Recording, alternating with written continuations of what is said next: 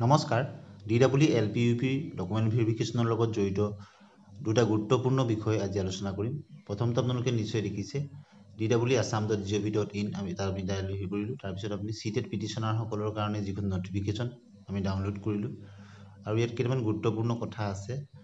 লিষ্টখন ইতিমধ্যে পাইছে আৰু ভেৰিফিকেশ্যনত কি কি নিব লাগিব সেই সম্পৰ্কেও আমি কৈছোঁ। ইয়াৰ উপৰি এটা গুৰুত্বপূৰ্ণ কথা ইয়াত উল্লেখ আছে, এই কথাটো আপোনালোকে মন কৰিছে নাই? আপোনালোকে নিশ্চয় দেখিছে এইখন কেণ্ডিডেট লিষ্টখন। ইয়াৰ তলতে ডকুমেণ্টছ যে নিবলৈ দিছে তাক লৈ এটা গুৰুত্বপূৰ্ণ কথা আছে। গতিকে কেৱল চিটেট পিটিশ্যনাৰসকলেই নহয়, অন্যান্য চিটেট উত্তীৰ্ণসকলৰ কাৰণেও এইটো জৰুৰী কথা।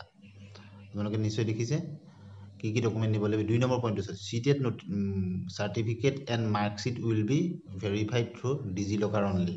অৰ্থাৎ চিটেট উত্তীৰ্ণসকলৰ মাৰ্কশ্বিট হওক বা চাৰ্টিফিকেট হওক তেওঁলোকৰ ডিজিলকাৰ এপছৰ যোগেদিহে ভেৰিফাই কৰিব। গতিকে যিসকল চিটেট উত্তীৰ্ণ, বিশেষতঃ 1 তাৰিখৰ পৰা 8 তাৰিখলৈ যিসকল পিটিশ্যনাৰ কৰিব তেওঁলোকক যিসকল চিটেট চাৰ্টিফিকেট বা মাৰ্কশ্বিট তেওঁলোকে ডিজিলকাৰ এপত তেওঁলোকে এড কৰিব লাগিব। কেনেকৈ কৰিব?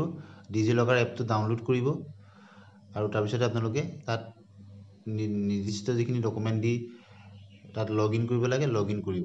তাৰপিছত আপোনালোকে তাত চাৰ্চ অপশ্যনত গৈ চিটেট বুলি চাৰ্চ কৰি দিব আৰু চিটেট বুলি চাৰ্চ কৰি দিয়াৰ লগে লগে আপোনালোকৰ তাত ইয়েৰবিলাক আহিব, ইয়েৰ অফ পাছিং। তাৰপিছত আপুনি যি বছৰত পাছ কৰিছে যিটো ছেশ্যনত তাত আপুনি ক্লিক কৰিব। ধৰি লওক 2024 চনৰ আপুনি জুলাই মাহত 2024 জুলাই আপুনি ক্লিক কৰিলে। তাৰপিছত আপোনাৰ ৰোল নাম্বাৰটো দি দিয়াৰ লগে লগে তাত আপোনাৰ মাৰ্কশ্বিট চাৰ্টিফিকেট আপুনি আপোনাৰ ৰোল নাম্বাৰটো যদি দি দিব, এপ্লিকেশ্যন নাম্বাৰ, ৰোল নাম্বাৰ, আপোনাৰ ডকুমেণ্ট যিকেইটা ৰিকুৱাৰ্ড এইকেইটা ফিল কৰি দিয়াৰ লগে লগে আপুনি আপোনাৰ সেইখন তাত আহি যাব আৰু আপোনাৰ ডিজিলকাৰত এড হৈ যাব। এনেদৰে এড কৰি ল'ব কিন্তু সকলো চিটেট উত্তীৰ্ণ।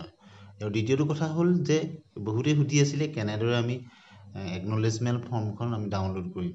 দুইটা আপোনাৰ জেনেৰেল কেণ্ডিডেটসকলেও আৰু লগতে চিটেটৰ পিটিশ্যনাৰসকলেও জানিব বিচাৰিছিল। আপোনালোকে গৈ DWE assam মাৰিব, তাত ৰিকুইটমেণ্ট বুলি এটা অপশ্যন আছে, ৰিকুইটমেণ্টত আপোনালোকে ক্লিক কৰিব। ক্লিক কৰাৰ লগে লগে এনেকৈ আহি যাব। দেখিছে download acknowledgement form in respect of CTET qualified candidate. আগত এইখিনি download acknowledgement application form in respect of যিটো LPUP সেইটো আছে, দেখিছেনে 26/2023 যিটো 5550টা পদৰ সেইটো আছে। আপুনি যিখনটোতে আপুনি এপ্লাই কৰিছিলে তাৰ যদি একনলেজমেণ্ট ফৰ্মখন আপুনি ডাউনলোড কৰিব বিচাৰে ক্লিক কৰি দিব। যদি আপুনি 26/2023 যিটো 5550টা পদৰ কাৰণে আপুনি বিচাৰিছিলে সেই তাত ক্লিক কৰিব। যদি আপুনি চিটেট পিটিশ্যনাৰ হয় সেই চিটেট তাত আপুনি ক্লিক কৰিব। এনেদৰে ক্লিক কৰি দিয়াৰ লগে লগে এনেকুৱা এখন আহি যাব।